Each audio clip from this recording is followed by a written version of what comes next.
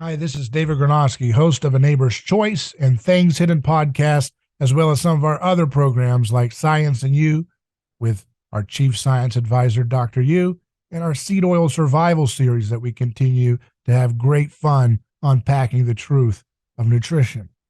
I wanted to give you a quick little message saying we appreciate all the support that we get from our uh, monthly contributors and our one-time donation supporters. And we'd encourage all of you to go to our website, a neighborschoice.com, click on contribute, and make a monthly pledge today, whether it's $1, $5, 15, 20, 50, whatever you want to do. Doesn't matter. Just be a part of building this new media project that we've developed to empower and inform, to inspire, to kickstart a scientific renaissance, an anthropological breakthrough and reformation in the church. All these things are possible with your support right now. So make that commitment today and help us keep doing the productions that we have. Thank you.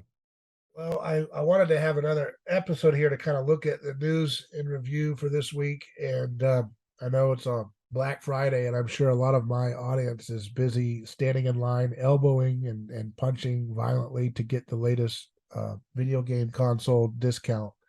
But for those of you who are not doing that at this moment, we're going to have a discussion, and we're going to be joined by Surat Dasgupta. How you doing, Surat? You're an editor at the A Neighbor's Choice and a writer. You publish at different outlets like American Greatness and Libertarian Christians and other groups. So how are you doing? I'm doing fine, brother. How are you? Good. Did you get all your Black Friday shopping deals in? Did you have to elbow or punch or kick any grandmothers to get a toaster or oven or anything? Oh no, like there's a lot of promotions, promotional offers that goes around during this time here in India too, but there's no stampede or something like that going on here. Nobody I punches, guess nobody kicks. They just look like a wow, right? well, I mean, if you want to see people, you know, just running over each other and elbowing others, you don't even have to look at Black Friday. You can just get on the next local train anywhere. Like that's where you see stampedes going on in India. So What is it about the trains that invokes the feeling the need to stampede? Is it hard? Are they really slow? And so when a train arrives, you really don't want to miss it? Or is that the issue? well, it's it's the cheapest transportation in India, and it's like one of the most complicated networks. It's built in there during the time of the British, so it's one of the oldest means of transportation as well. So you can go to the remotest regions of India through trains. You can't get there through bus or taxis or anything like that, but the trains will literally take you anywhere. So there's combination of accessibility and convenience, and as well as the cheap the expense factor makes it the most crowded transportation system Yes. in India. Are they like logistically not set up for the capacity that they're meant to bear now with everybody's demand thing? Yeah, they're like I mean, it doesn't matter how many uh coach extensions you provide. It doesn't matter how many more trains you roll out. The population just gets the population increases way more rapidly than the trains So ever the will. demand is always outstripping supply. Yeah, exactly. When you see what's going on right now, do you see that this is the resurgence of a new populism? They had this guy in the Netherlands who just won, Geert. I don't remember his last name, Geert, and I've seen Geert that. Wilder. Yeah, I keep getting him mixed up with the actor that played uh, Willy Wonka, who was Gene Wilder. Uh, um, Yeah, so it's like Willy Wonka won the election finally. Yeah, I mean, I have an opinion that it's the same almost in a lot of ways, same like how Americans voted for Trump back in 2016, is that they really were thirsting for uh, a, a, an opposition to what they saw as a plague in their country, which is like economic abuse, inflation, Yeah. and corruption and all of that, bureaucratic corruption. There's a lot of that where in places where there's big governments, like that's the same thing exists in India, where people where the government is socialistic oriented. So yeah, I mean, people can find a lot of fault in someone like Javier Milei, but at the same time, the good thing is like the average Argentinian does not see is willing to overlook those faults to get rid of, finally once and for all, get rid of the root causes of inflation, which is the printing of money and the endless bureaucratic corruption. Like I mentioned, they're willing, they really want to get this, kick out these issues once and for all, so that they don't have to deal with it every election cycle. They just want to put a stop to it, and if it means that they have to vote for Javier Milei, then they will. Yeah. So he, yeah, I don't know as much about this Geert Wilders guy, his policies. He, he's considered to be, I guess, more nationalistic, and this Javier Milei guy has certainly been a kind of charismatic, cartoonish. He's just brimming with energy. Tucker would ask him a question, "What do you think about socialism?" He'd look away and he'd say, "It is evil." It's like everything's so extreme. It is terrible. These people are a cancer, poison destroyed them. And he cusses and stuff, and very aggressive, and people like that, right? But he also says interesting stuff. He quotes Lysander Spooner, who's like an anarchist, a writer from the 1800s in America, who's popular with the Austrian economic world.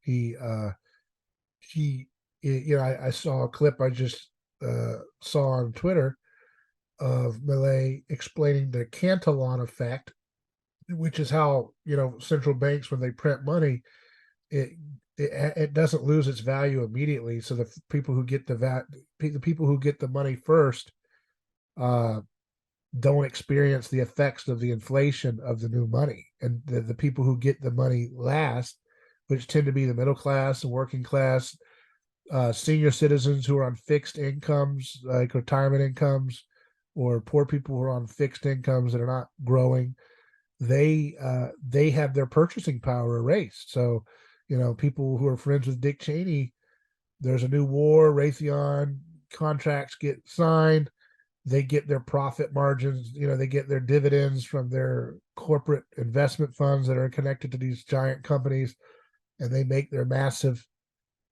profits. And then the folks who are the little guys that are working regular jobs just to feed, they don't get raises that often. And when they do, and as Millet explains in this video, by the time the little guy gets their raise, it's already eaten up by the increased inflation and destruction of their purchasing power, because that new money eventually circulates in the economy.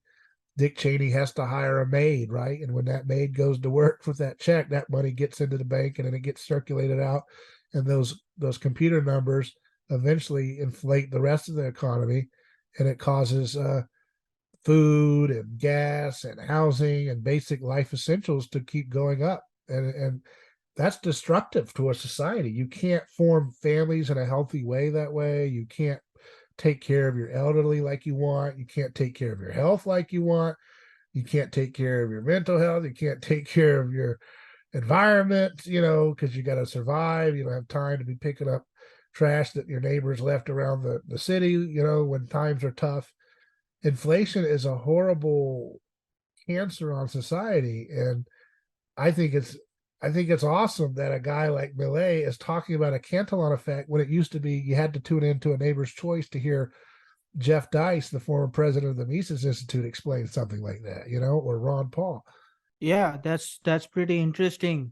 And like I said, like there's a usually the people who vote in elections, the thing that is on the top of their priorities is how the government and everything it does affects their everyday lives, right? And one thing the Argentinians they have always been concerned by is the level of inflation, which is like cartoonishly high, at least when by the time when Milei got elected.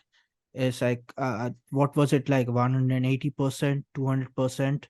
So they of course they are concerned by it, and when you have a presidential candidate like Milei explaining how the Argentinians ended up in a place like this because of the endless printing and the endless regulations and government interference in almost everything, including distribution and all of that stuff, they're going to be fascinated by it, uh, not just on the surface level but also very deeply. And no wonder, by like you said, when Millet explained that effect that you mentioned, people are going to, because he's also he says that he's an economist, right?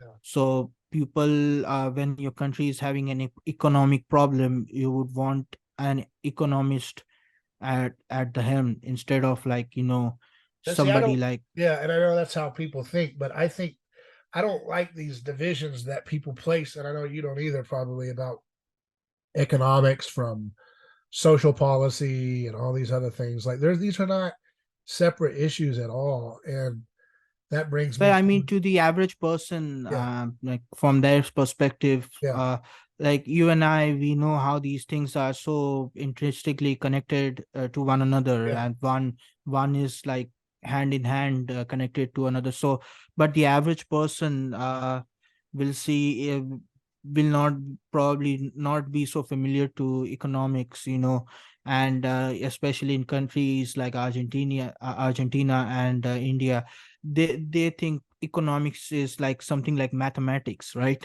Like you have to do equations and all of that, but that's extremely simplified, uh, and very simplified to a very helpful level by people like Millet and libertarian oriented people, right, who really take a very bare bones approach to economics, and gets rid of all the unnecessary complications, and so people are going to figure out through through candidates like Millet, leaders like him, that okay, this is a very, you know gigantic problem, but here's a man who says like he's such a simple solution to it, right?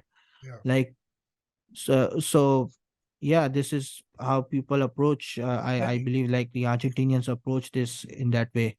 when I get into unpacking, we could discuss this a little bit. This um, article by Sohrab Ahmari, who is one of the folks in the new right nationalist uh, scene. He founded Compact Magazine. He worked for Wall Street Journal, and he's in that world. And he has a piece out on the New Statesman called "MAGA's Foolish Embrace of Javier Milei."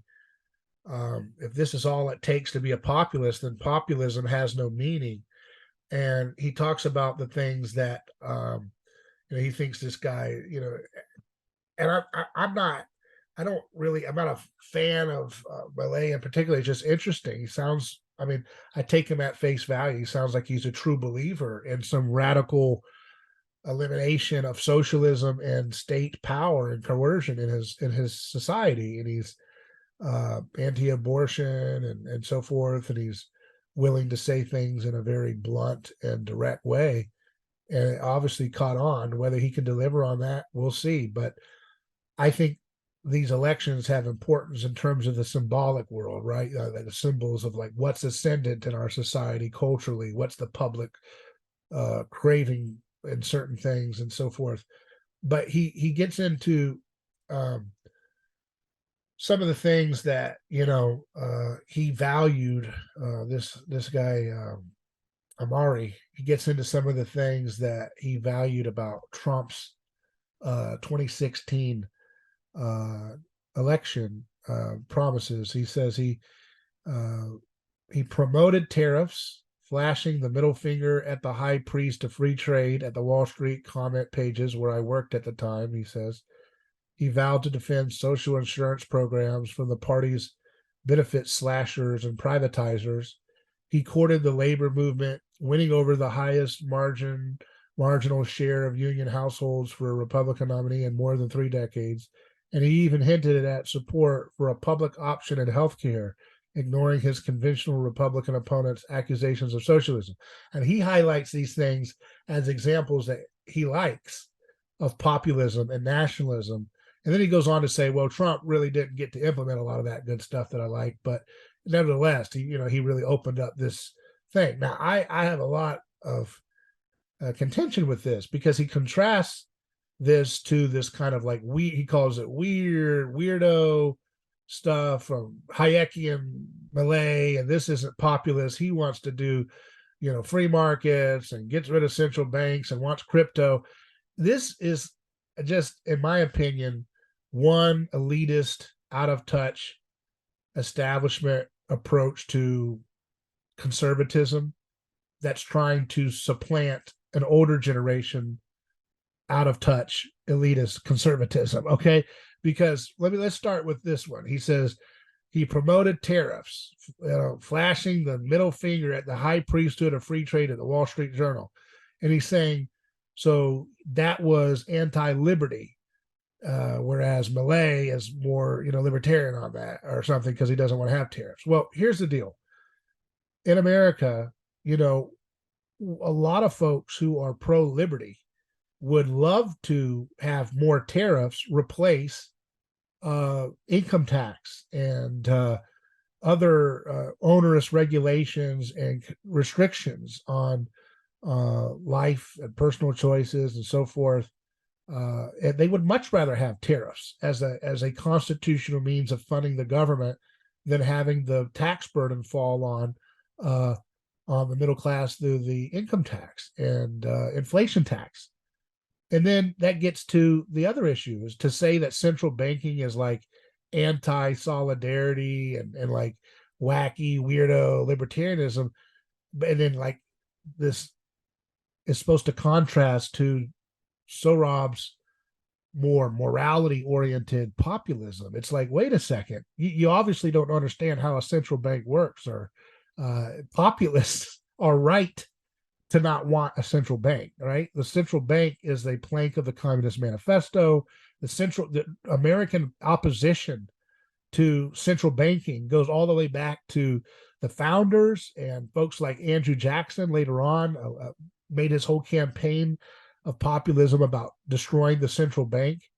So distrust for money manipulation by central planners and debasing people's purchasing power has been a through line throughout the history of populism or conservatism in America.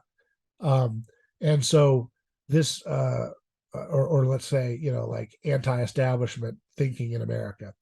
So this idea that like, Milei's critique of central banking is like a deviation from populism that Americans should be running away from is absolutely insane and out of touch with what it means to help the public. For example, when he talks about the Catalan effect, there's nothing more populist and moralistic in a good way than to talk about that and to introduce and to explain to the public how immoral it is to have a central bank print money out of thin air, debase people's purchasing power for those who are the working class and those who have the lower income that don't get wage increases. There's nothing more populist in a good way. There's nothing more for the average man than to get rid of the Federal Reserve's Catalan effect and central planning and all the distortions that does for the economy. The middle class was the one that got screwed on the boom bust cycle that the Federal Reserve created in the last housing market crash and the dot-com crash. It's the manipulation of credit and that distorts investment, that distorts signals in the economy about how much savings there are available to invest in certain things. That lowering of interest rates and artificially manipulating interest rates is really a horrible a horrible destruction of the middle class. And so for this guy Sohrab to say, well, it's anti-populist to talk about that is insanely dumb. And I'm sorry, I'm not trying to say I'm just, that's such a bad, false concept. I almost don't even know how to explain how ridiculous that is. Like so having a central bank that prints money, creates boom bust cycles, creates the Cantillon effect that destroys people's purchasing power at the working class level. That's populist. Like what? I mean, no wonder he was writing at the Wall Street Journal.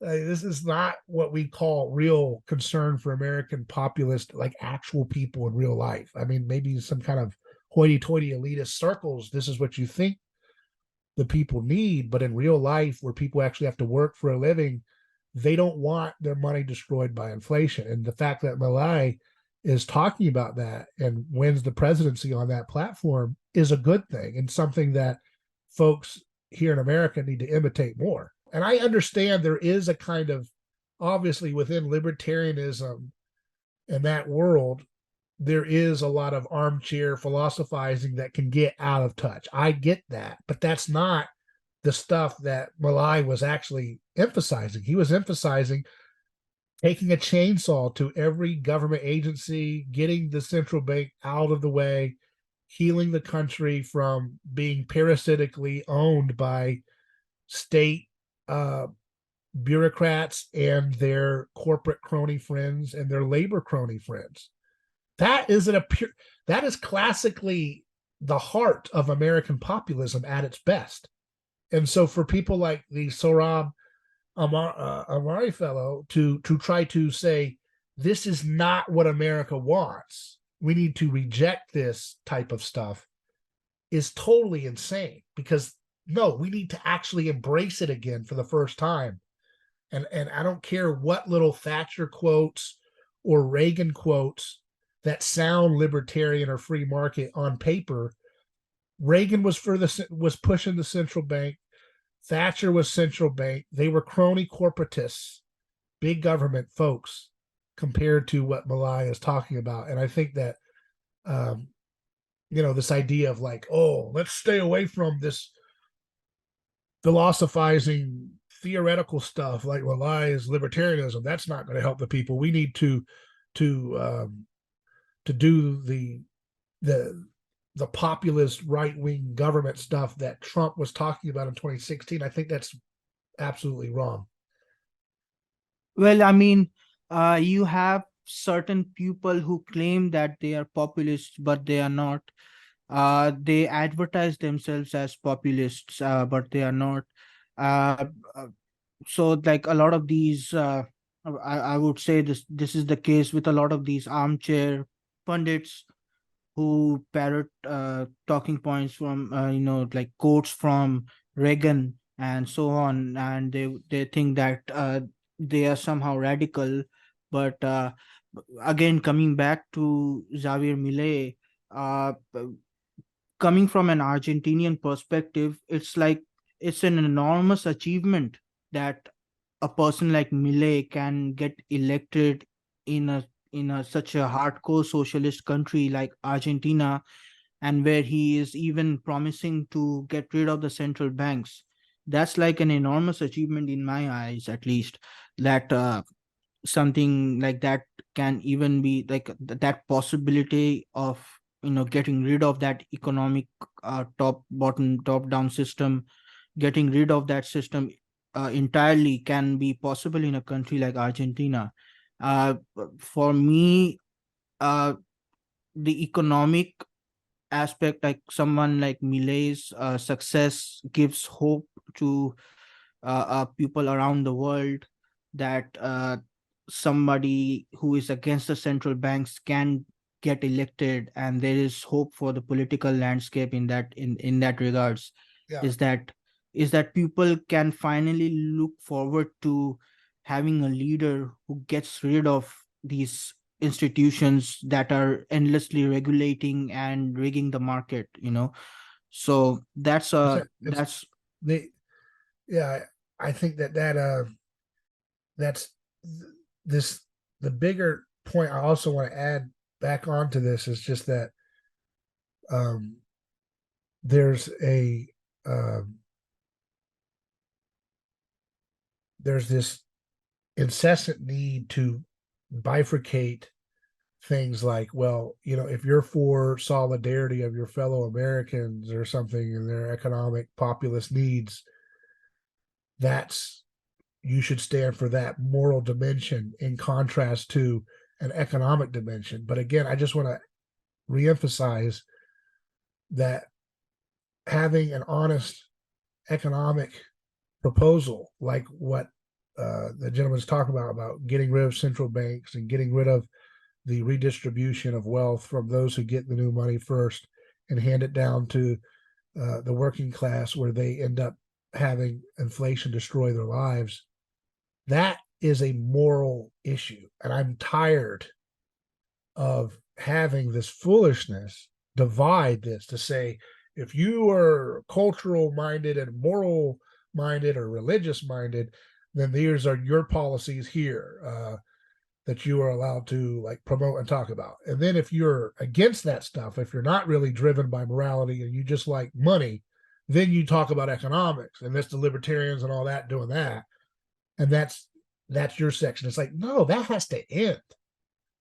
That's the problem we have, is that this insanely fake division where the matter of economics is its own kind of utilitarian world, and we'll do a little bit of that, but that's kind of dirty and that's for the amoral people who don't care. It's like, no, that's the problem we're in. This should be a part of the conversation about whether it's moral or right to debase people's money by diluting their paycheck, and to say, oh no, that's the domain of people who don't talk about morality. That's the domain of libertarian theorists trying to figure out how to make money for their personal sovereign individual. That's nonsense. That's other add-ons that you're layering onto the topic. You can be totally against, here's what I'm trying to get at. You can be totally against individualism and rugged individualism as a cultural thing and be totally for abolishing the central banks and returning to sound money without having it being fixed by a central planner. And in fact, that is the moral answer to that question of money, which drives so much of our culture and our society and everything, Yeah, I think like to some paraphrase what you're saying here, you're basically saying that central planning, the issue of planning the central banking system and all of that is just as important as transgender stuff or whatever, and foreign wars and whatever, right? Like in some like it's ways just it's actually more foundational and important as a moral issue. right. Those things are symptoms of a society that has lost its foundational framework for morality. What I'm saying is, if you can't do math honestly, if you can't do accounting honestly, if you can't do like weight, that's what the Bible talks about, honest weights and measures. And Ron Paul was always known for using that scriptures that talk about honest weights and measures as his critique on having a central bank with money printed out of thin air rather than having competing currencies backed by something, whether it's gold, silver, or even crypto. That Ron Paul wanted to have an open free market for currencies to let the people in their own choices decide which currency would win the day in the country, such that would become the more dominant selected means of exchange. That's a market driving mechanism, but it is not something that you say, well, that's divorced of morality issues. No, it is a fundamental morality issue about whether you can have a dishonest weight and measure where the king's dollar is worth more than the pauper's dollar, or the peasant's dollar, or the feudal farmer's dollar that we're treated like. It's like, no, the honest weight and measure of a dollar should maintain its value, whether it's a little guy that has a dollar, it's backed by whatever amount of silver or gold or whatever, or it's a billionaire or a millionaire. that dollar has its value, and it's not debased through the trickery of the Cantillon effect and other ill effects of having central banking and fiat currency. So what I'm saying is, once you get that basic fundamental question of like an honest weight and measure, it's going to create all of these moral distortions in society where society becomes more fragmented from the family because everybody has to work, and you have to work multiple jobs, and that includes the wife, and the grandparents have to work, and to longer ages they don't have to rely on their kids, and the kids are constantly keeping up with the Joneses because purchasing power is stagnant. So they have to, spend all of their life trying to game. I got to get up higher in the ranking of my corporate ladder or whatever it is, or they have to get a expensive retirement plan that is going to gamble on the stock market for their retirement. So then they're basically putting their elderly years, they're banking their elderly years on a casino to give them support at the end of their life, which is completely immoral and insane that we make people do that to have a retirement in this country. Again, that's a product of central banking distortion in our economy. It's a moral blight that creates all of these cancerous downstream moral blights that end up mutating to the point where we have empire, because you can't have an empire if you can't print money out of thin air, because you can't, it's just harder to, countries have to get rid of their currency binds. They have to get rid of their currency reality. They have to detach from restraints of reality and honest weights and measures if they want to go off with imperial aspirations. And the same thing for surveillance empire, like having the surveillance and NSA, we're tracking everything. That's funded by this central banking nonsense.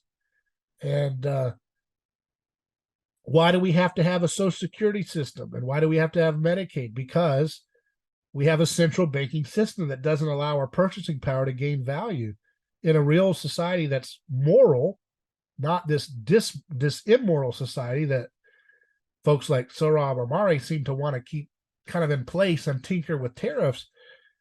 In a moral society, when you have honest money, you would put it aside and it would actually gain value, and you would actually have stronger purchasing power in your retirement, because it would actually gain value relative to the goods that are available to purchase in your older years.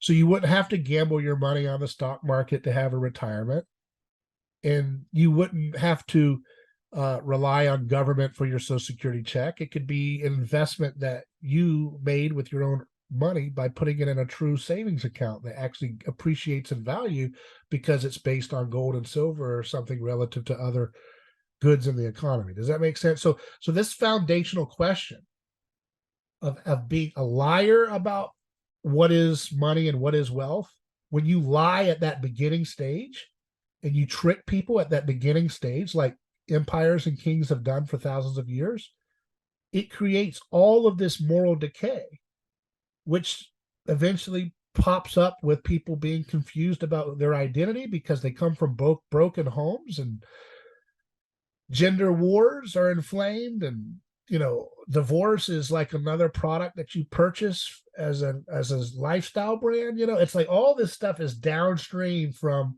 it doesn't all, I'm not saying everything comes from central banking. I'm just saying that central banking lie is at the heart of so much of the inertia of evil in our life.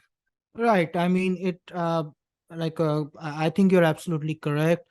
It even hits home even more when you consider that, for example, the thing about women in the workforce question, for example, you can have that kind of debate only when there is a bigger economic crisis, which says that your family cannot rely on one person being the sole breadwinner of your household. Right.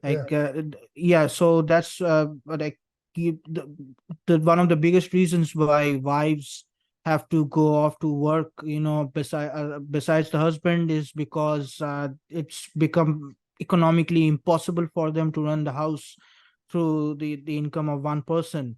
And that's one very common example of how economics plays into the Yeah, bigger morality of the society. yeah, So you can't really have a debate about yeah, women in the workforce without having the debate about central banking and inflation of currencies and so on, you know.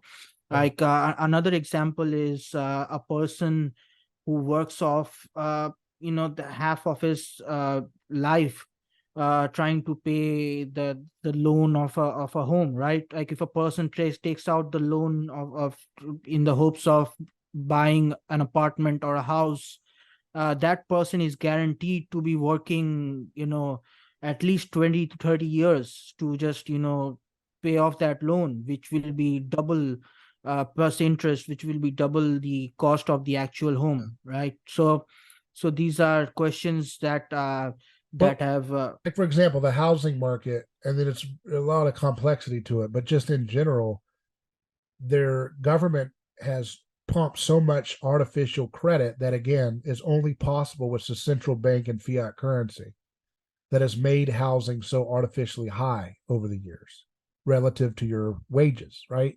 So the fact of housing being unaffordable for young families and people like that is itself a creation of having something like a central bank and other imperial money making scams at the heart of our government today. It's this ability to uh, you know flow artificial credit into a sector because you want to make it easy for everybody to get into a home so they feel like they achieve something, but they're in a home they can't afford and they're locked into a mortgage that's insanely high, and and at a price point when they purchased it that's just going to get them eventually, and so they become morally um, uh, afraid because they have to work so many jobs and constantly be stressed that if they lose their job or their wife quits their job, that they might lose their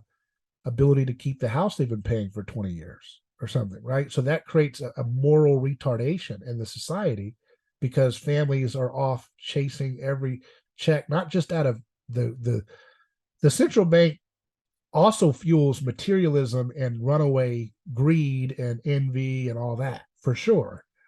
I mean, if we had honest money, you wouldn't have credit cards being mailed to people at 16 years old in the mail from credit companies using this system of funny money.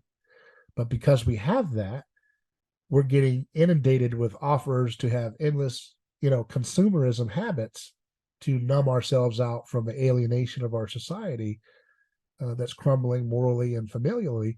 Why are families crumbling? Because they're so indentured in slavery to uh, all these middlemen in a rigged banker crony capitalist rigged system that can only have the power it has with fiat currency, with central banking, with all of that intact. That's what gives its ability to predate on families and pick them apart.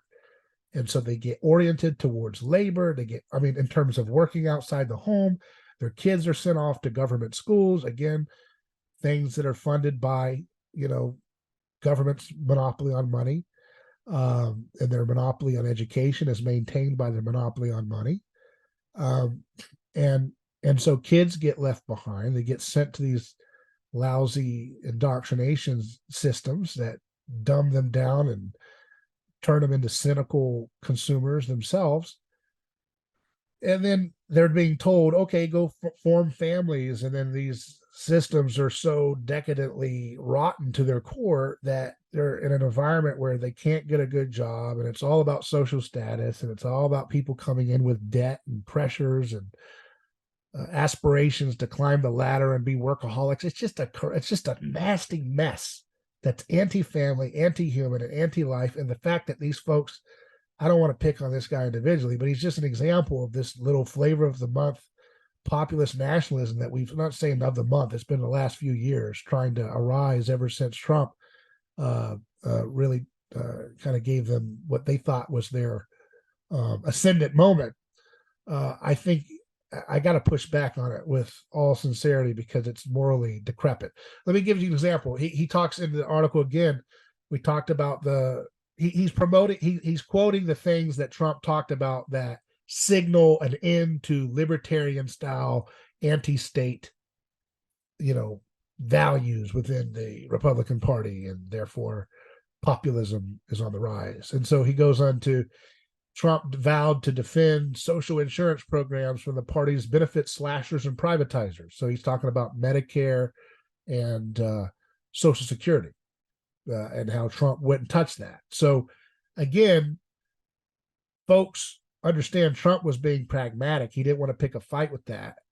But that's not something to herald as like a thing in and of itself. Social Security will go bankrupt, and Medicaid and Medicare will go, or Medicare is headed for bankruptcy as well. There's not enough money, and everybody knows this who does the numbers honestly.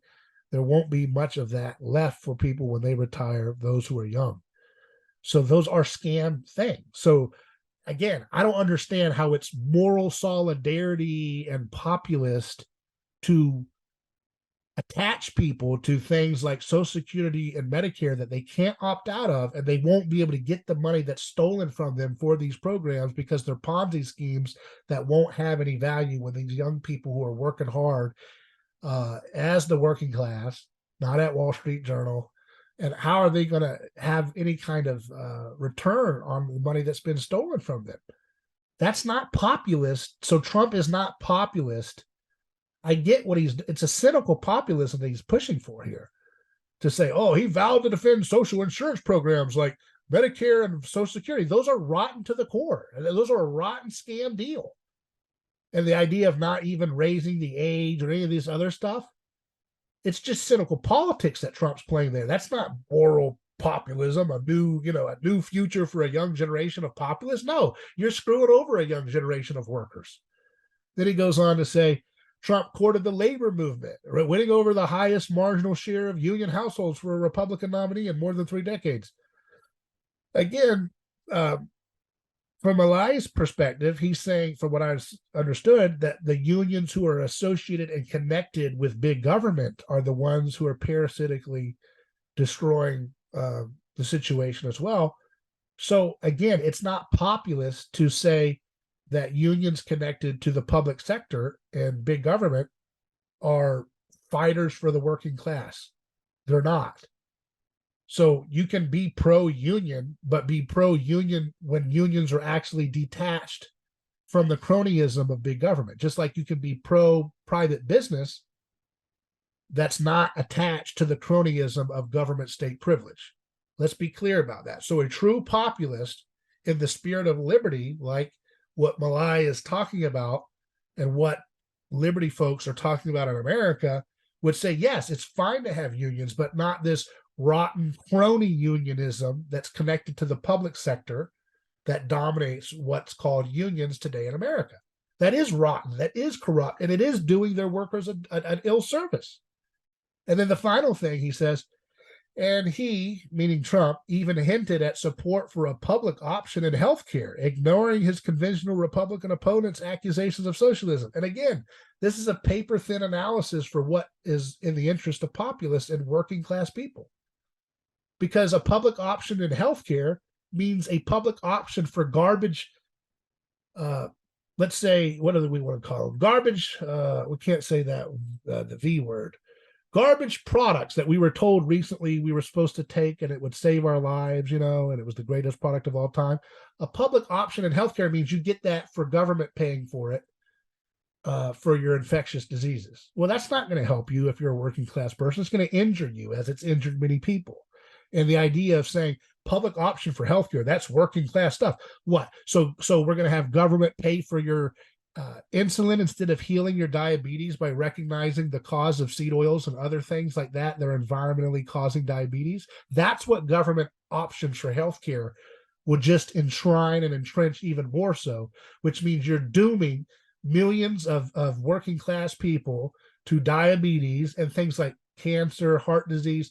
All of those things are going to be government paid for with a public option in healthcare, but they won't solve the problem. So for Sohrab Ahmari, it looks like he's happy with this idea of conservatives pushing government health care. he doesn't want to look at the details about how cancer is not being solved by government funding. Its promotions of chemo, radiation, and surgery are not in the interest of working class people who really want to be healed from these diseases without having horrible side effects. That's not even part of his conception. See, so this is the problem I have. So I know I'm going on a little bit of a long thing here, but I really want to emphasize how morally um, uh, how morally flimsy and shallow what is so-called populism from these elitist perspectives, what it really amounts to, right? Oh, he's for the working. Trump was for the working class when he was flirting with public government healthcare. No, that's a very establishment view, because that's an establishment view that says the crony corporations that rig the FDA and what it allows for the public for health, that they're right, and we just need to make it more government needs to pay for that for the working class, not just the poor and the retirees. You see how establishment oriented this kind of fake phony populism is? He doesn't care about, he's not talking, if you really cared about populism, you'd be talking about getting rid of the FDA and getting rid of this distortion that the government has done through crony corporatism and crony control of research funding for health. You would want to get rid of all of that. Again, getting rid of government intrusion in our lives in healthcare is how the working class people of America will be free from cancer, diabetes, heart disease, all the big killers. It's such a strange critique. It's sort of almost borderline confusing to me at times. I know, right? That's what I'm trying to say. It's Because- insane. You're like, how is this? This like up is down and down is up, right? Well, I mean, I mean, he has this objection. Is like, Milei's proposal to dollarize the Argentine economy would leave the country without its own central bank and at the mercy of the U.S. Federal Reserve System. I don't quite understand the critique here. Like, I can get, I can see, like, the common objection is like, okay, like, this is a man who wants to dollarize the Argentine economy, and he wants to get rid of the Argentine currency. But like, okay, without its own central bank and at the mercy of the US Federal Reserve System. So is this a person who wants Argentina to have its own Federal Reserve System? And like, what exactly is his objection here? So it's like very I think what mind-boggling I don't know. I would assume based on that he's talking about from a nationalist populist standpoint, each country should have its own central bank because that's supposed to be for their interests. And so by Milei saying get rid of our local central bank and let's just use Well, dollars, okay, he's I promoting understand that. globalism. But I don't. Again, that's an unfair. That's an unfair.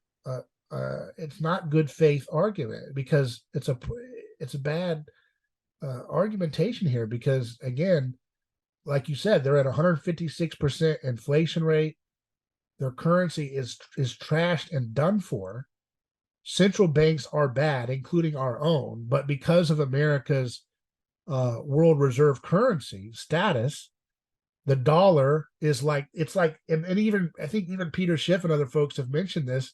Other people in the Austrian economics that the Federal Reserve System's dollar is a problem, but it's like the last on a sinking ship to sink below the ocean. So all the other central banks around the world are in worse shape relative to the dollar right now, by and large, because their banks are even more inflationary and other things. And so many people still buy the dollar that it offsets the exorbitant money printing that goes on with the Federal Reserve. So relative to the Argentine currency and its local central bank chicanery, it is more in the interest of Argentinians to have access to the world reserve currency as their medium of exchange. Or I would hope that Milei would do well on his pro crypto things and allow that. And I would hope he would do well if he understands Austrian economics to actually allow people to use gold and silver as legal tender. If he did that, that'd be really awesome, right? But on the spectrum of decay, a completely blasted out currency from their local central bank versus the dollar, I would take the dollar any day if I was in the Argentinian situation. Now, I would prefer gold and silver or crypto or whatever than the dollar as my, if I could have access to a free, use of that in Argentina. But it's certainly a step in the direction of economic prosperity for the Argentinian situation. I think, but see, he's just trying to make kind of like a nationalist populist argument. Oh, yeah, he's trying to globalize them and have them connected to the dollar, and it's like that's missing the point of what they're going through. Well, I mean, the part that confuses me is that, okay, so it's like okay, so is he like saying it's okay to enslave people to a banking system as long as it's like the banking system is native to the population, or is like what exactly, like he's more ethics Yeah, I and mean, I think morality that is so divorced from the overall concept. It's like it's almost like he's playing a game of checkers here, without skin in the game, because it's like it's that's what almost I'm saying. That's what I'm trying to get at, is that this is like a paper thin analysis of what it means to be pro-populist.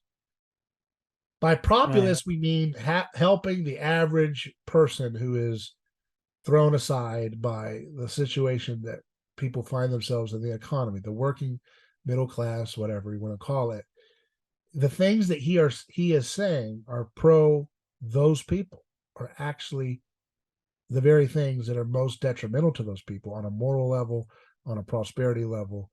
And I am tired of this false, again, I'm going to go back to this. I'm tired of this false dialectic where if we want economic liberty, we're supposed to go to the atheist, amoral, there is no morality crap. And like, that's our lane for that. And then if we want to do, we're interested in our people and our fellow man stuff and our moral stuff, then we have to be told that this guy, Sohrab Ahmari, and these folks like him are the guys we got to go along with their politics. It's like, no, this is BS. I don't have to accept the utilitarian pragmatism, atomism of some libertarians, and I don't have to accept the immoral, statist, corrupt, foolish solutions that these so-called populist folks are pushing on that side. I can actually use my brain and not, have these false dichotomies and paper thin analyses,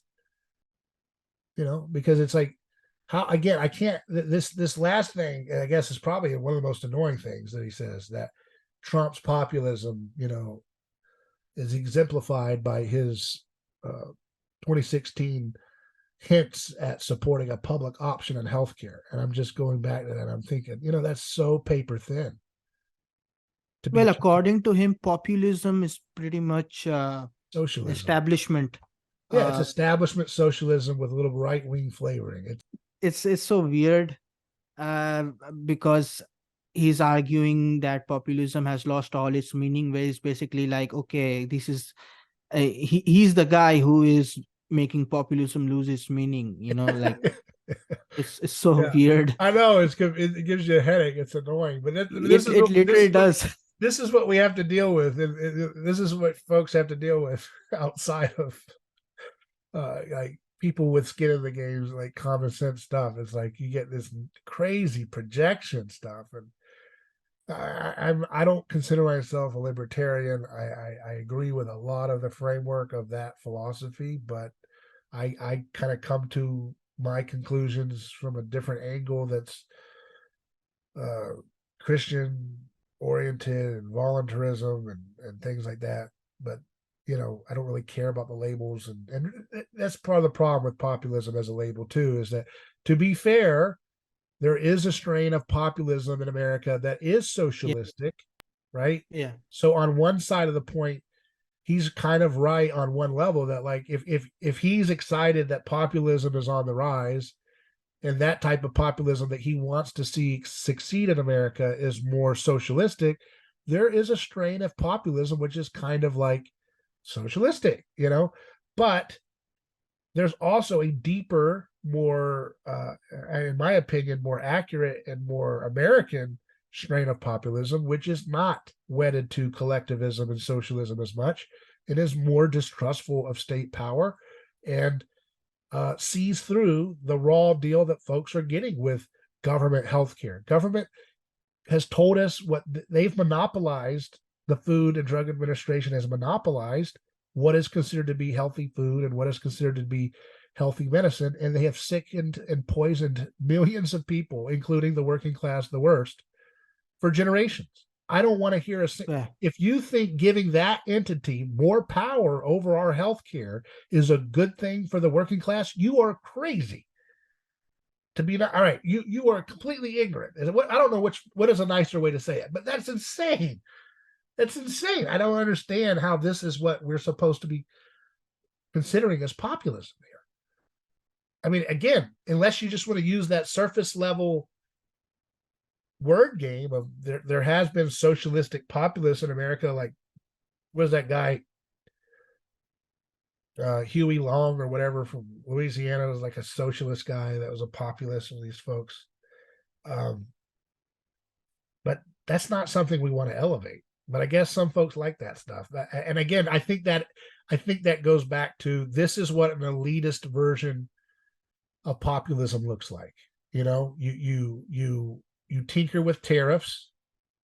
You defend the bankrupt Medicare and Social Security system, which will impoverish millions of young workers when they retire, and you laud the labor unions that are crony connected to corrupt government, and then you laud public health care because they've done such a great job helping middle class Americans not be obese and sick and heart disease ridden and all that. It's like, what the heck? This is the epitome of armchair, detached, out of touch, philosophizing does. So it's a shame that that's what gets promoted and this considered this new right thing is kind of Well, I mean, when we talk about populism in the modern current context, populism is very much related to Trump, right?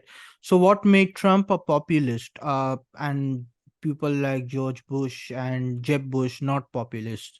Well, Trump went after the institutions. He went after the intelligence institutions. He went after the military industrial complex. And he went on after so many things that this person would probably root for. I don't know about his politics, but that is the characteristic of a modern day populist, right? Like, he doesn't see that. I guess this gentleman just doesn't see it that way. He sees it as tinkering with maintaining those institutions, but making them more socialistic and nationalistic, or I don't know, some kind of armchair stuff, because people want to have an end to inflation. The only way you can end inflation is to have honest money. People have a retirement that has real money. That means you have to let them opt out of Social Security, which is going to steal their money for the rest of their life and then not give them that money at the end of the year. I mean, when they retire. People want to be free from income tax that is destroying their lives on top of the inflation tax. People want to be free from all the government propping up of the housing market so that housing can be affordable. Working class people want to have medicine that actually heals you, that doesn't keep you sick for the rest of your life with horrible, horrible other diseases that manifest from that medicine. Like all of those are again, this is what happens when you need to have skin in the game and a Christian framework for and like reality framework for your analysis, is that you actually have to deal with things as they are, not like this kind of like a fairy godmother. You just wave your wand and say, yes, keep Social Security going, even though it's corrupt and bankrupt. Yes, keep the FDA going and actually expand government control over healthcare. That'll fix all the problems that they continue to fail to fix. I mean, it's like, what the heck? It's just establishment phony populism here. So that's what happens, folks. For all of Trump's good things that he's done, because you're right, sir, the things that he has been most effectively populist at are anti-state positions he's taken. Like, let's end the wars. Let's get rid of the FBI corruption. Let's deregulate. Those are anti-state moves. Actually, some of his most popular positions that he has.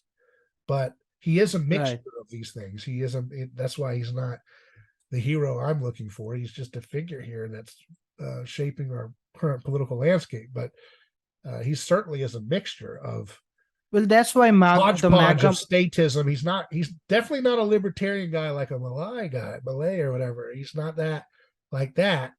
But the best parts of Trump are not the things that this gentleman thinks are the best parts of Trump. Well, that's why the MAGA movement itself is not really contingent on the figurehead of Trump, right? The MAGA movement itself is has in a lot of ways transcended Trump But that's politically. that's precisely why we have to push back against people like this gentleman, because these are the kind of folks that are trying to massage this movement in the direction they're trying. This is an influencer. They're trying to influence Right. There's a uh, vacuum. Yeah. something that's not really ideologically rigid or set like any mass movement, and they're trying to influence it and guide it into a direction which is the worst place it should go. The best of MAGA should go towards ending the Federal Reserve. The best of MAGA should go towards ending the FDA, getting people to opt out, allowing young people to opt out of Social Security and Medicare, allowing people to have honest money. That's the best ideas that MAGA could be guided towards. But that's the opposite of what folks in these more establishment circles are trying to push it towards. So that's the problem with those things, and that's why we have to speak out about them and push back, so Yeah. Yeah. You're right. because see what happens, here's why we have to push back, because it's just so important to really hammer this down for you guys. If we don't push back from the Christian moral framework that we're doing, then most of the folks who will push back against these wrong-headed ideas will be in the I'm interested in sovereign individualism and utilitarian economics. That crowd will become the dialectic of Mr. Moral people are the folks like this establishment guy, Sohrab, and the not really interested in morals, just interested in how to make money and be a sovereign individual. That's that crowd, and that's your choice. And it's like, no, I'm not doing that. Don't fall for that gimmick. It's what they do it's how society seems to unfold everywhere. You're always given these stupid false choices. Oh, you have to be team Ukraine or Russia. Okay, next one. You got to be team this team or that team. Okay, good Lord. I don't want to play that game. Intelligent people who have a conscience shouldn't play that game. Let's not play that game. It never ends well. And the same thing goes here. We don't have to have this false dialectic between individualist, globalist, liberal, libertine, amoral libertarianism, or you know, religion affirming, moral interested socialists like what this guy's doing. So we're not playing that dialectic like that, but that's how they get people. Yeah. Amen.